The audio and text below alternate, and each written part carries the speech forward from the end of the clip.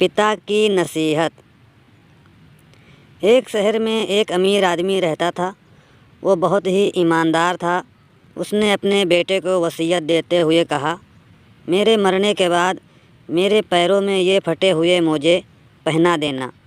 मेरी यह आखिरी इच्छा ज़रूर पूरी करना।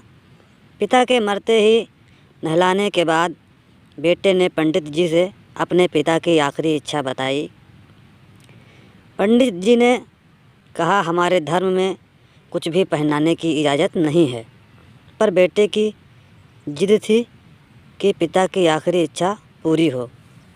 बहस इतनी बढ़ गई कि शहर के पंडितों को जमा किया गया, लेकिन कोई नतीजा नहीं निकला।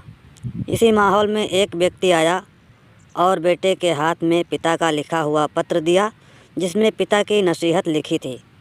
मेरे प्यारे बेटे, देख रहे हो, इतना धन दौलत, बंगला, गाड़ी और बड़ी बड़ी फैक्ट्रियाँ और फार्म हाउस के बाद भी मैं एक फटा हुआ मोजा तक नहीं ले जा सकता। इसी तरह एक दिन तुम्हें भी मौत आएगी, इसलिए आगाह हो जाओ।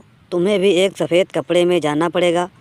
इसलिए तुम कोशिश करना कि पैसों के लिए तुम किसी को दुख मत देना, गलत तरीके से पैसे न कमाना, धन को गलत जगह पर खर्च मत करना, बल्कि धन को अच्छे और उचित कार्य में ही खर्च करना। सबको यह जानने का हक है कि शरीर छूटने के बाद सिर्फ कर्म ही साथ जाएंगे, ये धन दौलत साथ नहीं जाएगा। लेकिन फिर भी आदमी तब तक धन के पीछे भागता है जब तक उसका निधन नहीं हो जाता। बेटे को पिता की दी गई नसीहत और वसीयत से बेटा जीवन के महत्व को समझ चुका था। दोस्तों, इस कहानी से हमें सीख मिलती है कि हमेशा ईमानदारी से पैसा कमाना और खर्च करना चाहिए।